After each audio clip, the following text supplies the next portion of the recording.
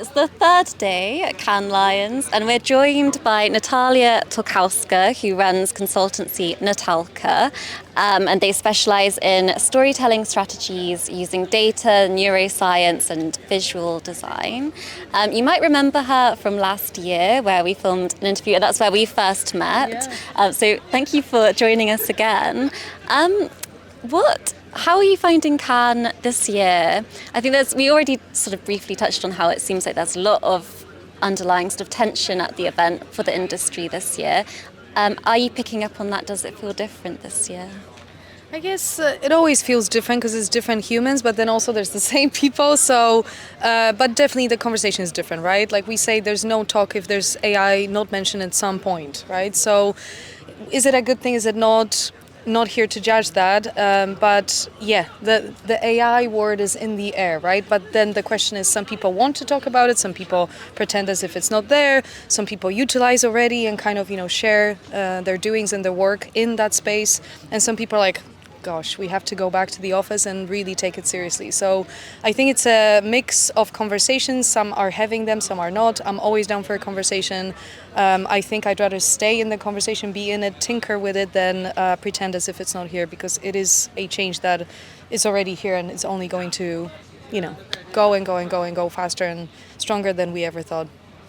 And at Natalka, how are you tinkering with it, and how are you sort of planning to use it? How are you already using it? Already, I love it. My brain is kind of like, bring it on. What's the game, right? So, playing with a lot of LLMs, on a daily. That's like for over a year now, or if not more. So how that works at the business is saves time, more productivity. We can churn out a lot more content in an easier way. We work with clients, and with AI. So whether that's introducing them to AI and the languages and how they can use that at work much better and faster and stronger.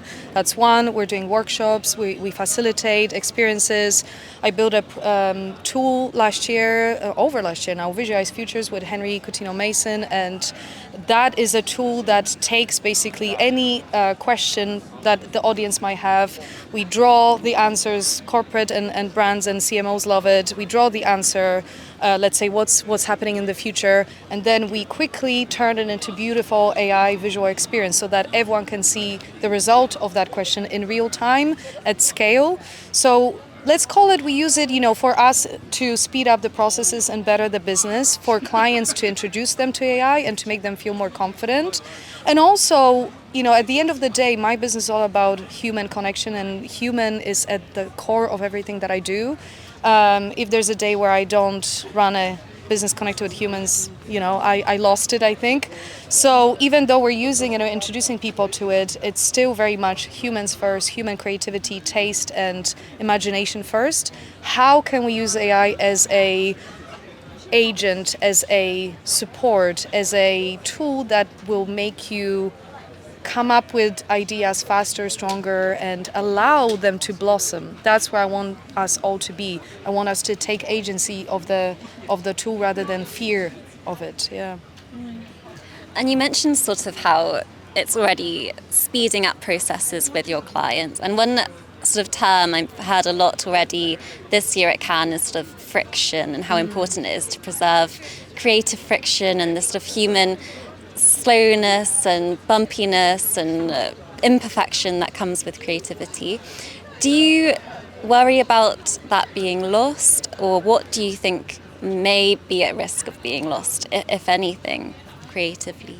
I mean, I so agree with that. I'm in that club of keep the friction, as Mustafa from Microsoft AI yesterday, CEO of Microsoft AI, said in his keynote, you want the friction, you want the fuzziness, as he called it. I love that. You want the kind of, there still needs to be space for that, because the process of doing something, that's where the ideas, the creativity, the really brilliant ideas come out of us. So if we can automate everything pretty much, soon, more and more we can see that, but we don't want to just click and go, because the process of getting there with our clients, ideating, brainstorming, we want to aid that process. We want to make them feel more empowered, but we want to keep it, because even if those LLMs are growing and changing and getting better every day, if these even top voices are saying this is important, that it's actually important that they're hallucinating, that they're not giving you the right answer all the time, that they might make a mistake. It says at the bottom of bloody ChatGPT, this makes mistakes. Like check it, against other tools, against other knowledge. So for me, that's that again, that friction, that human slowness, that getting through a process is so important. Last week I was speaking at Scandinavian Creative AI Summit in Copenhagen, beautiful event by Lars and Klaus. And another thing that I wanted to mention, my good friend Mike Reed from Reed Words, amazing company doing basically beautiful copyright for around the world, and he said something interesting around his work, that still, yes, LLMs are amazing, they can speak like me, the tone is like me and all that stuff, but they don't have we're missing that process. I want to think and I want to explore what I want to say. I don't want to lose that moment, because then you lost that creative edge to yourself as a human. You lost that special thing that makes you, right? So shout out to Mike and the guys from AI Summit. So I am definitely in that space of, as I called it in my keynote, how do we dance with robots? How to do it together, how to balance it. That's where the game, for me at least, is now. Ask me next year or in 6 months. We'll see where we are. Where do you think we'll be next year when we're back at Cannes next year, and hopefully we'll see you then as well? What do you think will be the topic then, and where do you think we'll be in terms of AI and creativity? I can't wait for my digital twin. So I'm just like, because if you guys know me, a lot of people that know me, I'm everywhere at all time, and the game is kind of like, Natalia, are omnipresent, right? Like this month only, it's a very intense month for speaking and events. I spoke I think in 5 countries at 15 events. So I sometimes wish that actually I could still sit down, and do deep thinking and deep work and not run around like that. So of course, we'll see where that takes us, but we already can see that the agents are coming, in more and more. And, again, as all these voices are saying, on top tools, that now the next thing is about creating these agents that not only can come up with ideas, right, and creative solutions, but they can actually do the work, right? So let's say for me, it's like I can't wait for the agent to ideate with me, but then kind of do the thing, and I want them to do the thing that, let's say, takes my time, but I want to get into that high level creative thinking with my client and, strategize on a level where it allows us hopefully more time, and the agent can just, make it happen. So hopefully we're here. I don't know if as digital twins, Rebecca, what do you think? Or holograms or something, but I'm excited. That would be great. And finally, just before you go, what in conversations you've had with people, what sort of topics have come up that aren't being addressed on stage at the moment? Anything interesting behind the scenes that we should know about? Human part in this thing, that's why we're all a bit on the edge and worried and everything. Just to me, AI on its own, shiny, amazing tool changing the world, but where's the human? Where are we in it? If we're not part of that game, part of that journey, then what's the point?